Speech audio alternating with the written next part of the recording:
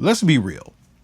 Church musicians are some of the hardest working, most talented people I know, yet still some of the most undervalued. You show up, you carry the service, and you barely walk away with gas money. But this didn't happen by accident. There are a few specific reasons why church musicians keep getting undervalued. And until you fix these things, nothing changes. So in this video, I'm going to break down these specific reasons for you, and I'm going to tell you the truth that nobody is willing to say out loud. So I've been a church musician for over 35 years. I've played drums and piano and keys and bass and all of this at churches. I've been on leadership boards, I've been on teams and all of this. And throughout this time, what I've noticed in this undervaluing of church musicians are a few patterns that seem to stick out. And they seem to be consistent. And sometimes they get more like prominent and strong, where it's like really churches just aren't valuing musicians. And then sometimes it's less. But in that 35 years, I've kind of put together or pieced together some patterns. And it's really three patterns that happen that are really the foundation and the basis of why church musicians are undervalued. So let's get into the three reasons that church musicians keep getting undervalued. And these are really deep. I'm telling you, these are going to be the truth that nobody's willing to talk about out loud. So the first one is you've been conditioned to accept low pay. Think about it. You were taught early in your church musician journey that sacrifice was good, right?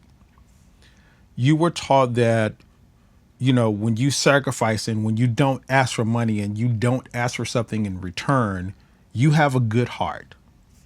You're in it for the right reasons. And conversely, you were taught in so many ways that if you wanted something for your gift, if you were asking for money, you were asking for pay and all of this, that you weren't in it for the right reasons and you got a bad heart, that your intentions are wrong. That's been the common refrain for church musicians since I've been a church musician myself. And this is conditioning at its best, because think about it. This is basically rewarding good behavior and punishing bad behavior. So quote unquote good behavior and quote unquote bad behavior. So again, when you're sacrificing, when you're doing all of these things, I know musicians that this has happened to where they barely get paid any money or, little to no money. And they're celebrated for that. Oh, Jimmy has been a musician at this church for the past 5 years. He's been so dedicated and he doesn't ask for a dime. He just shows up and does his job. And then the church stands up and claps for him and say, yay, this is great. That's celebrating that sacrifice, right? And then conversely, you don't get that kind of stuff when you're getting paid, particularly when you're getting paid well.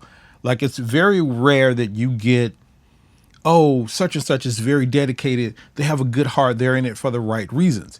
This is conditioning at its best. So again, the first reason is you've been conditioned to accept low pay. Your mind, when it comes to pay as a church musician, automatically thinks that there's a basis part of it that when you want to get paid, you kind of think that it's bad.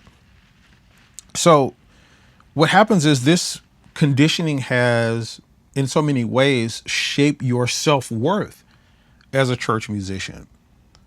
Again, I know many musicians that don't even think they're worth being paid. I know of a story of a musician. This has happened to a couple of people that I know, but particularly there was this one musician that was offered this church job playing at a church, and the church offered him a salary. I don't remember what the salary was. Let's just say it was $500 a week. He was offered $500 a week. But this guy, get this is unheard of. He went and told them that that was too much for him to get paid and that he wanted only like $200 a week. And I'm like, what? Like somebody's offering you something to come and do a job for them to, pay for your gift and pay for your time. And you're telling them basically that what you are going to do for them is not even worth that, like, or it's worth less than that. Your time is worth less than what they were offering. That's unheard of. And this happens again because we've been conditioned as church musicians to accept low pay. I told you this is going to be deep. Let's move on. Let's move on to reason number 2, because it even gets deeper than this. So the second reason that I've noticed that musicians or church musicians keep being undervalued is because they're chasing clout. So it's really funny, man. Like, when I walk into a church now, like a church that I haven't been to before, and I'm there for evening service or something like that, there's something that happens. It's funny because, like, now I've been doing this for so long. I'm fairly known. People kind of know who I am. I'm not famous by any stretch of the imagination, and I got a decent social media following. So people tend to kind of know who I am. And it's just not me. It happens to a lot of other people. But particularly when I walk into a evening service or something now, it's so funny. Like, the moment that I walk in and I lock eyes with the musicians that are up on the instruments, like, there's this thing that happens. And I know you know this as a church musician. It's happened to all of us before. But there's this thing that happens where the musicians on the instruments, something automatically clicks in their mind where it's like they're saying, I got to impress him. I got to impress Terrence. And it's like, and trust me, I don't want to throw any shade to anybody here. I've probably been guilty of this in my past. So, matter of fact, I'm sure I've been guilty of it. So I'm not throwing any shade here. I'm just saying that this is kind of what happens. And it's like we click. It's like, I got to impress him. So what happens is they start playing, they start chopping, overplaying the stuff, they overplaying the soloists and the choir, the praise team, and all of this kind of stuff, basically trying to chase clout from me and get attention when I don't even have anything to offer them.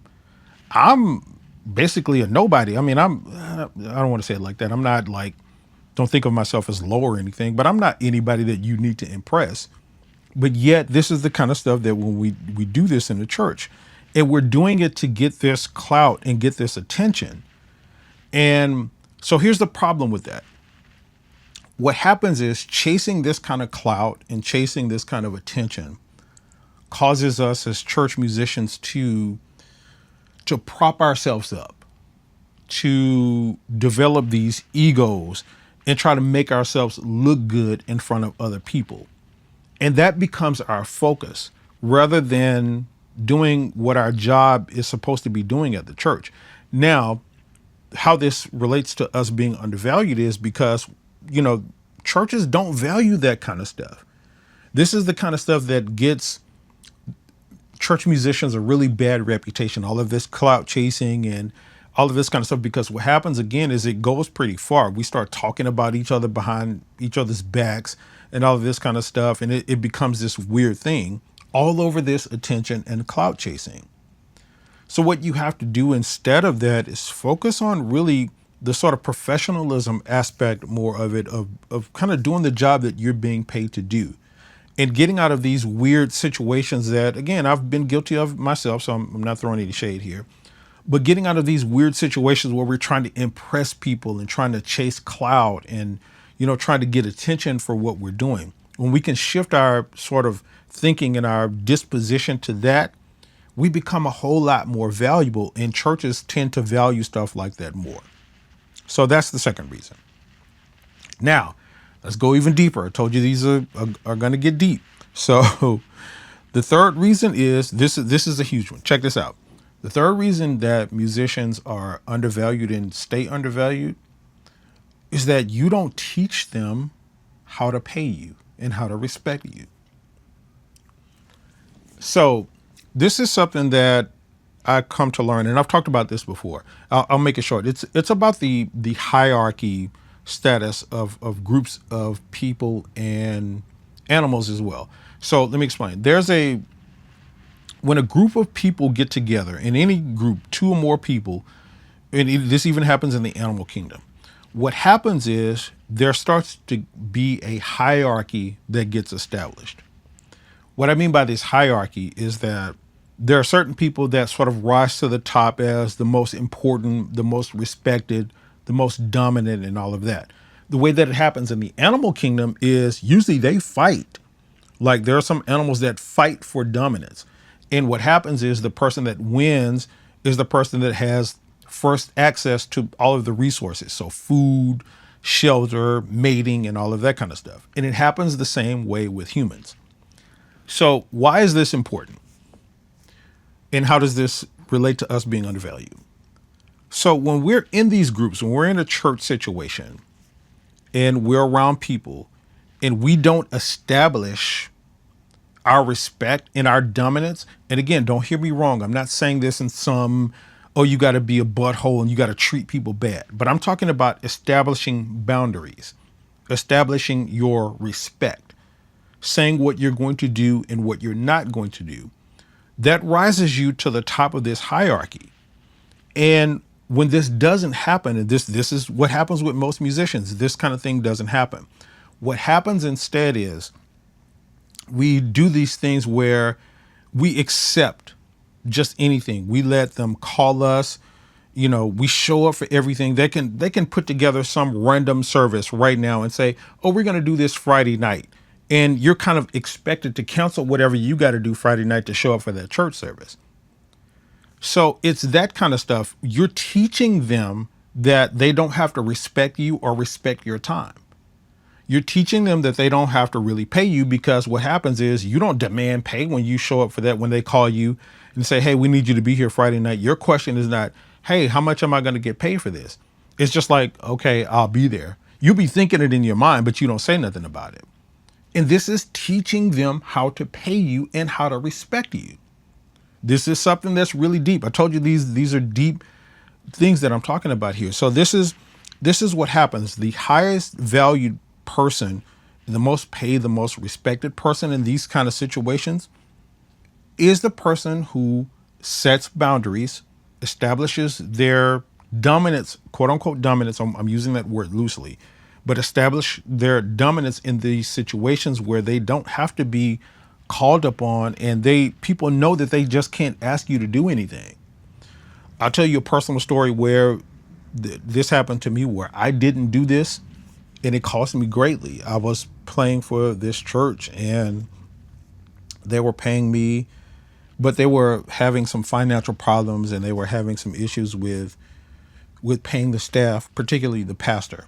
And I was on the advisory board or something at this church, so I was around. I knew a lot of what was going on behind the scenes. And what happened was, I never forget this. We were having a meeting one day and they were talking about how, they were trying to ration out money because they had to pay the utilities, the phone bill, light bill, and all of that kind of stuff at the church. And it was like, man, when we pay these bills, we're not going to have enough money to pay the pastor. And I did the whole thing that I'm talking about right now. I did the whole, "Oh, let me be humble" thing. Let me do this. And I told them, I said, "Hey guys, you don't have to pay me this week. Just, put it on the tab or whatever, pay me later, but make sure the pastor gets paid," and all of that kind of stuff. Cool, right? And you may see that as like this good thing. And I'm not saying that it's not. When you can do that kind of stuff, it's not. But what I'm telling you is that it's a double-edged sword. When you do that kind of stuff and when you accept that kind of stuff, you're teaching them that they don't have to pay you. Guess what happened as a result of me saying that? Now, several Sundays when the same thing would happen again, where they needed money to pay the bills and they didn't have money to pay, a pastor or whatever, they didn't even ask me. They just said, "Hey, we got to pay the pastor this week, so we'll catch up on yours later." And it became that. And it was a cycle, a snowball effect of me not really saying nothing about it and trying to be humble and being like, "Oh yeah, just take care of the pastor." Yet I was struggling at home, trying to pay bills. My lights were on the verge of getting cut off because I was accepting that. So again, you got to be careful with this double-edged sword, and you got to teach people how to pay you and how to respect you.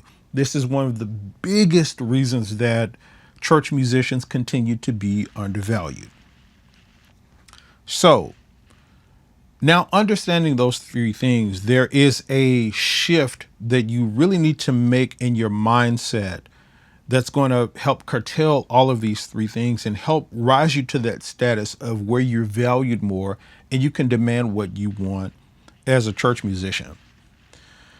And that shift is what I'm going to call a shift from the servant mindset to a steward mindset. And here's what I mean by that. So, again, I know many musicians that are walking around right now claiming and professing, oh, I'm just a servant. Oh, I'm here and my heart is right and I'm doing this. And their lights are on the verge of getting cut off. They're in estranged relationships. They've on the verge of diabetes, strokes, and heart attacks because they haven't taken care of themselves because the church has worn them out and takes up all of their time. I know many musicians are like that now, again, claiming to be servants. And what happens in those situations is that the stewardship of your musical gift is neglected. So this whole thing of being a servant versus being a steward, it's not one or the other. It's a little bit of both and, but shifting more towards that stewardship mindset of let me be protective and let me take care of my gift, my life, my income, so that I can keep doing what I'm doing. This is something that I think I learned a long time ago, but I learned a little bit too late. And this is one of the reasons why I talk about church musicians, the importance of church musicians getting paid. One of the things that I've always wanted to do when I learned this is I wanted to get paid enough money to where I didn't have to worry about the money anymore, where money wasn't an issue. And that's a really important thing when it comes to your servanthood, where you're trying to be a servant, when you're trying to do this. How are you going to be serving something or somebody or some church in some position like that when you're sick, you got diabetes, you had heart attacks and strokes and all this kind of stuff because they didn't warn you out. You ain't got no vacation. They don't give you health care or anything like that. So you can't go to the hospital. How are you going to serve in those positions? So being a steward and saying, hey, I need to take care of myself. I need to take care of my gift. I need to take care of my education in music. I need to learn more and I need money for that stuff. This is what I mean by shifting from this whole servant mindset to a steward mindset. And again, this just means taking care of yourself, taking care of your gift, taking care of your time, and taking care of your income. And here's the truth about it. Any church that has a problem with you doing that or that's preventing you from doing that, it's probably not a church you need to be serving at anyway. It's really not about charging more. It's about valuing what you bring to the table. So that's the mindset shift that we all need to make sure that we're valued more as church musicians. Now, so tell me what you think about that. Tell me what you think about these three things that I talked about and this mindset shift. Let me know if this is something that you've dealt with and that, you may have some other insight about some mindset shifts or some things that you've noticed in church that contributes to us being undervalued. Let me know those things in the comments. I definitely read all of the comments and I respond to most of them. And I even do videos about some of the comments, as you've probably seen. So jump down in the comment section and let me know. Now, here's the crazy part about all of this. Everything that I just described is not specific to the church. It's actually happening to a lot of us musicians in the secular world, gigging musicians and all of that kind of stuff. So if you've ever wondered why, musicians as a whole are still getting undervalued and paid like it's, we're in the 1970s or something, you need to check out this video here and see why that's happening. This is a situation that I break down really in detail in this video. So check out this video and I'll see you in the next video.